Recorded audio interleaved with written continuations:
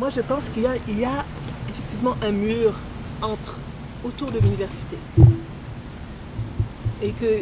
Mais je pense que c'est parce qu'ils ont du mal à se parler. On le voit avec Accès Savoir, notre expérience, les organismes sont timides. S'il n'y a pas le portail d'Accès Savoir, qui est vraiment une porte d'entrée, ils voient l'université comme une énorme affaire et même se promener dans le site web de l'université pour trouver des personnes, c'est pas évident, etc.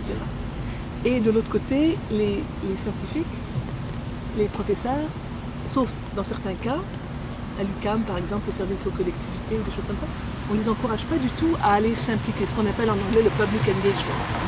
C'est pas valorisé dans leur dossier, dans leur promotion, etc. En tout cas, jusqu'à maintenant.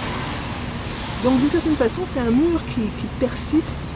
Mais moi, enfin, j'ai une théorie évidemment pour expliquer ce mur. C'est une théorie politique.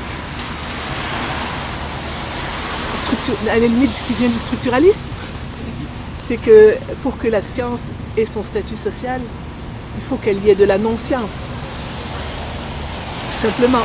Pour que le savoir scientifique ait le statut social qu'il revendique comme source d'expertise, etc., il faut que les autres savoirs soient dévalorisés. Bon, je dirais qu'il y a les deux tendances en ce moment. Okay. C'est fascinant.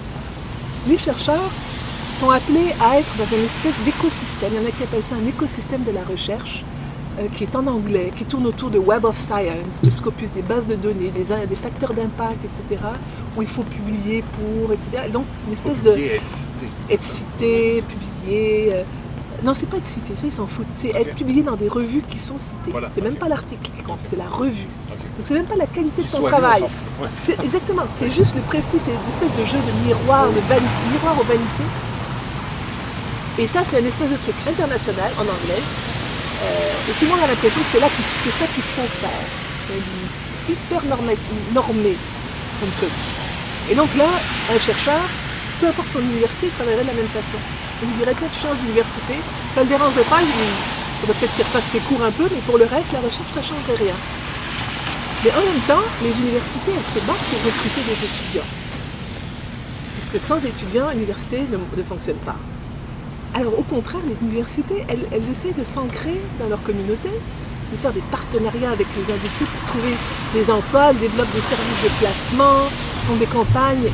Les directions des universités ont compris qu'il faut, pas forcément, en tout cas, il faut qu'elles soient ancrées quelque part, les petites, mais même les grandes universités, ben, elles sont inabordables, c'est simplement pour l'élite, mais les universités normales, disons, l'université Laval, eh ben, elles doivent s'ancrer, elles doivent offrir quelque chose, elles doivent s'intéresser à la société, faire des partenariats, etc. Alors donc il y a un peu les deux tendances. Je peux donner l'exemple de la boutique de sciences de l'Université Laval. Une boutique de sciences, c'est quelque chose d'extrêmement concret qui permet de faire le lien direct entre une région et son université. Alors il ne s'agit pas là d'avoir des chercheurs qui viennent déverser leur savoir sur les bas peuples, n'est-ce pas? Et c'est pas non plus des revendications, un mépris de la part de la société pour l'université de Côte d'Ivoire. Là, c'est une façon très concrète, une façon de mettre en lien la société civile d'une région et l'université. Comment ça fonctionne? C'est très simple. C'est un peu comme une agence de rencontre.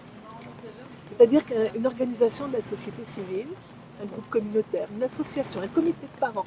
Nous, on a même ouvert ça à des écoles, en tout cas des organismes à but non lucratif, ça c'est le critère, qui ne peuvent pas se payer un consultant ou faire de la recherche-développement ou quoi que ce soit, mais qui ont des projets, qui demandent des compétences qu'ils n'ont pas.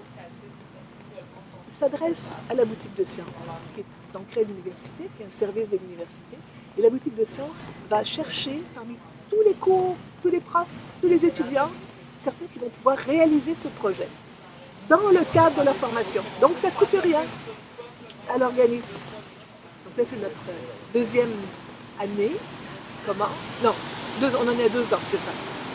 Et on a fait presque 90 projets pour 90 organismes et on a eu presque 1000 étudiants qui ont été impliqués. C'est super. C'est extraordinaire. Alors voilà, une idée que j'ai eue et je me souviens très bien, j'en avais parlé avec des collègues, et une collègue qui m'avait dit ça ne te rapportera rien, tu n'auras jamais de subvention, ça ne va rien te rapporter. Je l'ai fait, ça m'a apporté une immense satisfaction parce que ça correspondait à mes valeurs, à ma vision de l'université, parce que c'est concret, réel, on le fait, il ne faut pas juste le dire qu'on devrait le faire, on fait quelque chose